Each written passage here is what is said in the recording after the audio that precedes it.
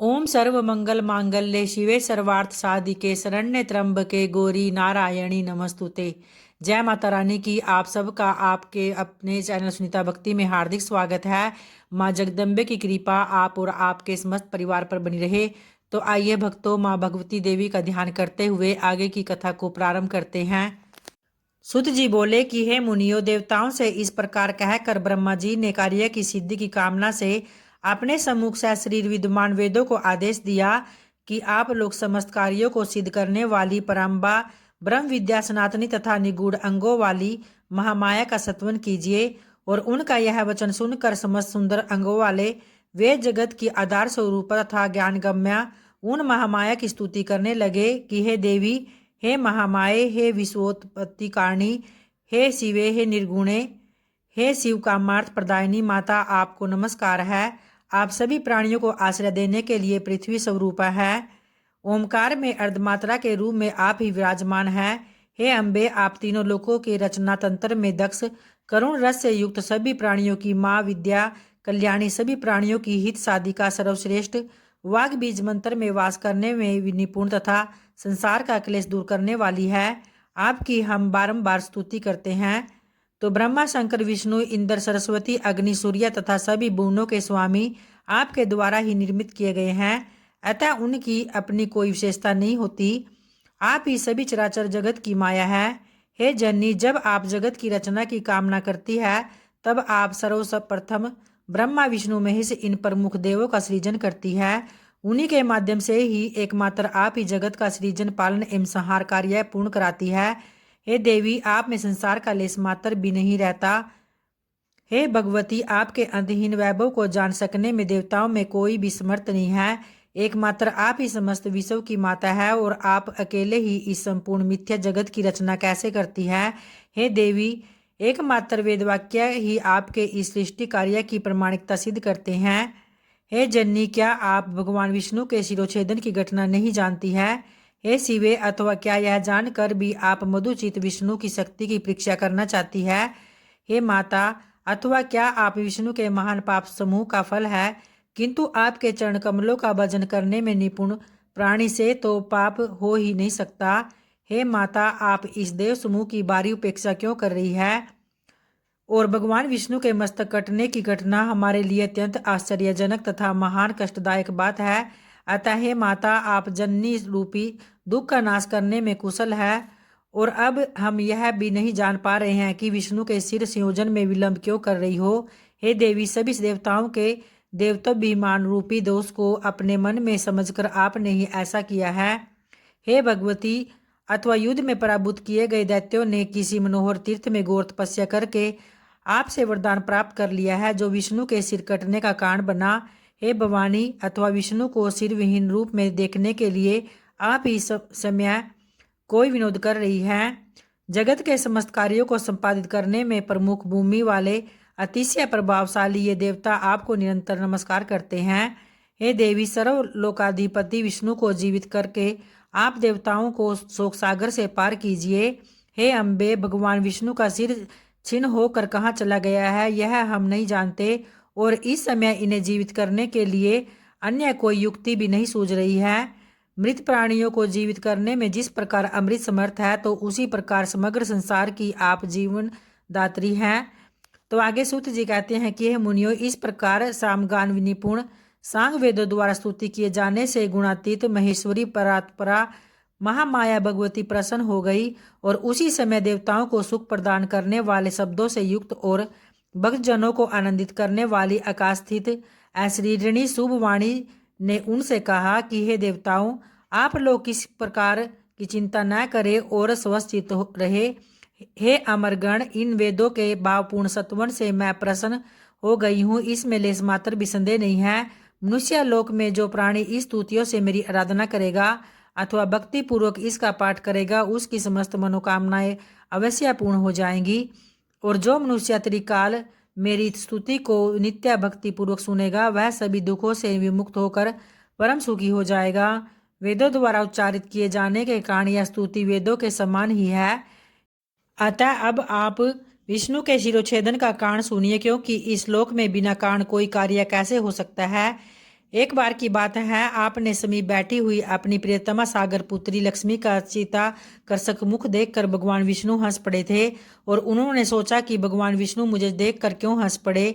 मेरे मुख में विष्णु जी द्वारा दोष देखे जाने का आखिर क्या कारण हो सकता है, और फिर बिना किसी कारण के उनका हंसना संभव नहीं हो सकता। तो मुझे ऐसा प्रतीत होता है कि उन्होंने किसी अन्य सुंदर स्त्री को मेरी सोत बना लिया है। और इसी विचार मंथन के परिणाम स्वरूप लक्ष्मी जी कोपाविष्ट हो गई और तब उनके शरीर में तमोगुण संपन्न तामसी शक्ति व्याप्त हो गई।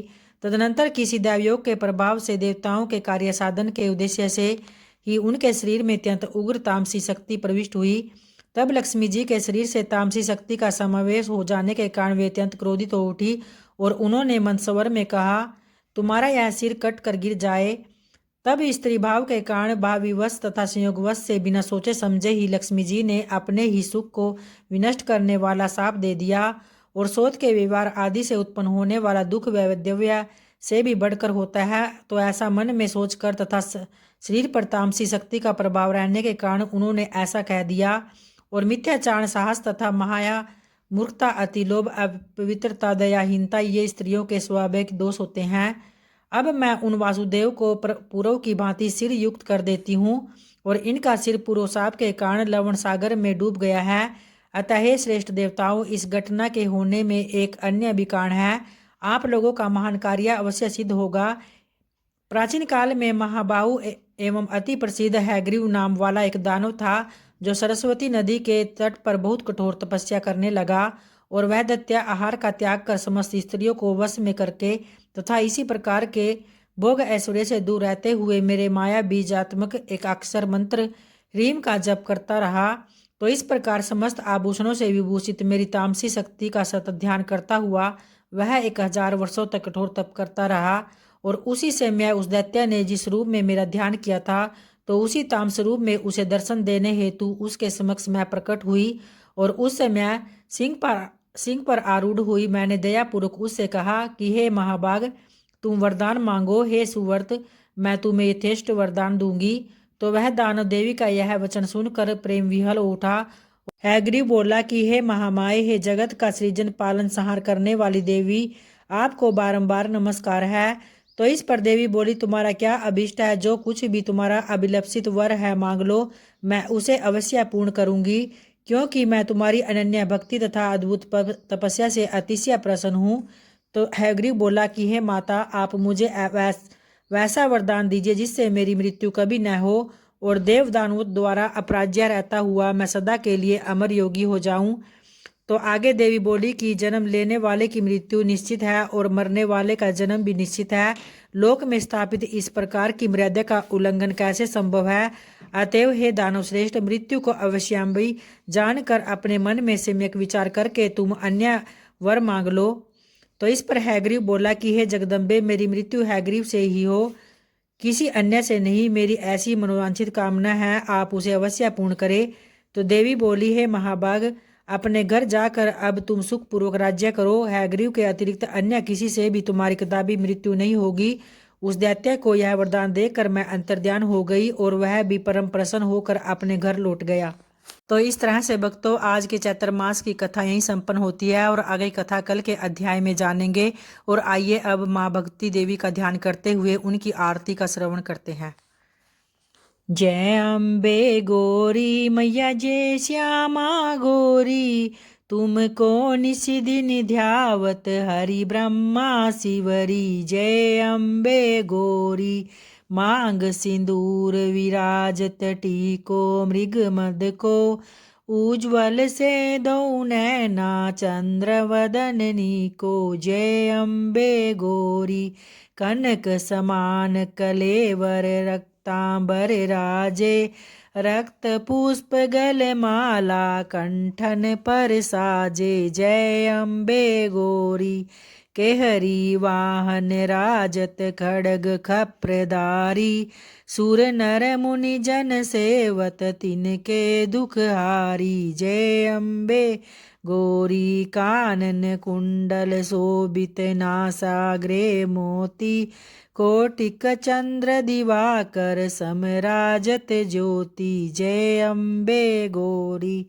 शुंभ निशुंभ विडारे महिषासुर गाती, धूम्र विलोचन नैना निशिदिन मदमाती। जय अम्बे गौरी चंड मुंड संहारे, शोणित बीज हरे मधु कैटभ दौ मारे, सुर व्यहीन करे। जय अम्बे गौरी ब्रह्मराणी रुद्राणी, तुम कमला रानी, आगम निगम बखानी, तुम शिव पटरानी। जय अम्बे गौरी। श्री अम्बे जी की आरती जो कोई नर गावे, कहत शिवानंद स्वामी सुख संपत्ति पावे। जय अम्बे गौरी, जय अम्बे गौरी मैया, जय अम्बे गौरी। जय माता रानी की। धन्यवाद भक्तों।